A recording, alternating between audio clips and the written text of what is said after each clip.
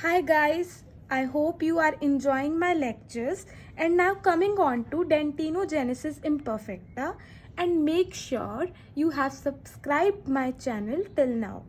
Now starting with Dentinogenesis Imperfecta. It is inherent disorder and here development disturbance of dentine occurs which affects dentine formation. Now, this is localized form of mesodermal dysplasia because the dentine is mesodermal from origin.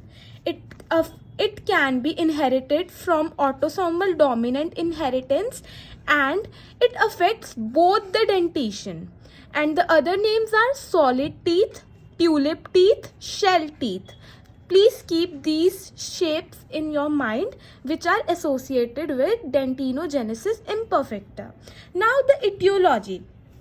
Etiology behind is that defect in DSPP gene occurs which is present on chromosome 4.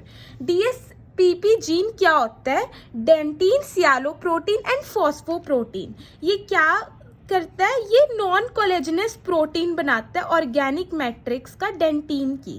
तो यहाँ पे defect आ जाता है जिस कारण dentine की formation affect होती है. Now the etiology.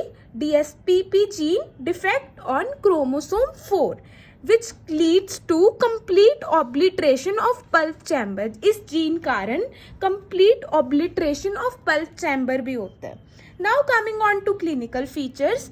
यहाँ broad crown होता है with cervical constriction. ऊपर से क्राउन ब्रॉड होगा और नीचे जाते जाते टिल रूट सर्विकल कंस्ट्रिक्शन आ जाएगी जिस कारण ट्यूलिप शेप होती है. Remember I have told you here also tulip teeth.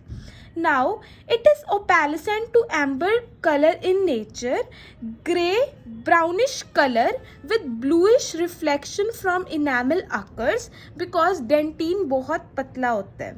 Now dentine soft भी होता है and penetrable भी होता है but no sensitivity होती है पेशेंट को. क्यों? Because odontogenic ओडोंटोप्लास्टिक प्रोसेसेस ही नहीं होती.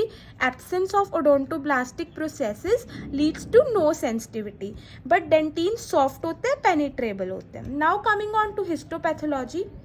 जो मेंटल डेंटीन होता है वो नॉर्मल इन नेचर होता है, remember hair.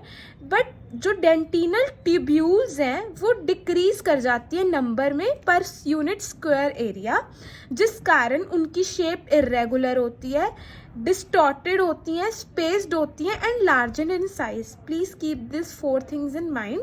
डेंटिनल tubules decrease in number with distortion, irregular, spaced and larger in size.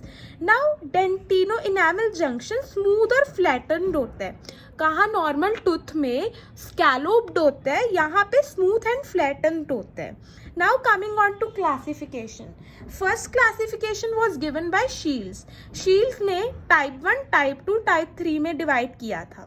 उसमें dentinogenesis imperfecta with osteogenesis imperfecta and type 2 was dentinogenesis without osteogenesis imperfecta and type 3 was Brandywine type. This is racial isolate in Maryland. ठीक है. Now it was rare type. Now with osteogenesis imperfecta, dentinogenesis imperfecta में क्या होता है? एक तो brittle bone होगी which leads to fracture and एक blue sclera होगा. Please keep this in thing in your mind. Blue sclera आपको दिखेगा. Now coming on to revised classification. Latest studies showed that dentinogenesis imperfecta can develop from osteogenesis imperfecta.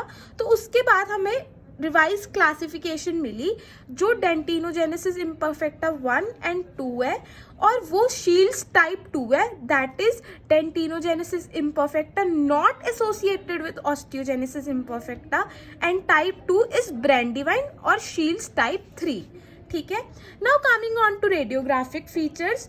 यहाँ पे pulp chamber lack होता है and root canal lack होती है. मैंने आपको बता दिया था क्योंकि DSPP जीन के डिफेक्ट कारण. एंड एबनॉर्मल डेंटीन डिपोजिशन होती है एंड सॉलिड टीथ अपीयरेंस होती है.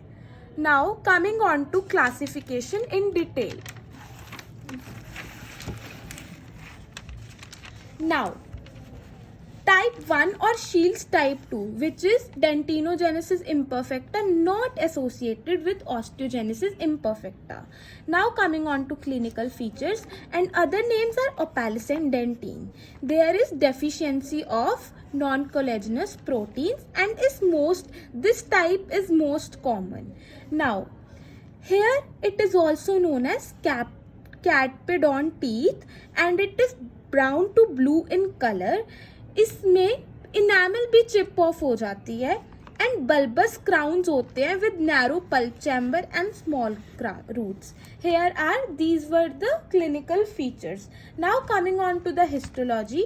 यहाँ पे डिफेक्टिव डेंटीन होते हैं जिस कारण फ्लैटन DEJ होता है and smooth instead of scallop. And यहाँ पे हाइपोकैल्सिफाइड इनैमल होता है. Keep this thing in mind, जिस कारण इनैमल चिप्स ऑफ हो जाता है इजीली.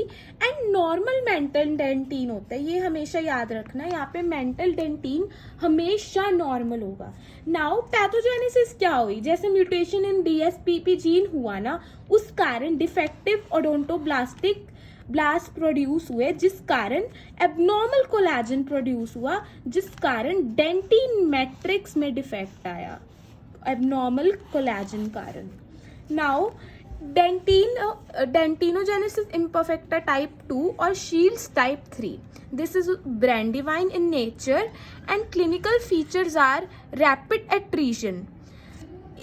इसमें रैपिड एट्रीजन कारण बहुत जल्दी इनैमल और डेंटीन चिप ऑफ होगी जिस कारण पल्प एक्सपोज हो जाएगा and it mostly occurs in deciduous rather than permanent one. Now radiograph में ये शेल टीथ अपीयर होंगे. Now coming on to treatment. Treatment में ज़्यादा हम कुछ कर नहीं सकते बट हाँ हम एस्थेटिक अपीयरेंस को बढ़ा सकते हैं बाय कॉम्पोजिट विनियरिंग और वट एवर. हम पेशेंट की डेंटल हेल्थ मेंटेन करवा सकते हैं, उसकी oral hygiene and it can prevent loss of that attrition कारण जो डेंटीन और इनैमल का लॉस हो रहा था हम उसको कम कर सकते हैं. I hope you will understand this lecture and thanks for watching. Happy studying.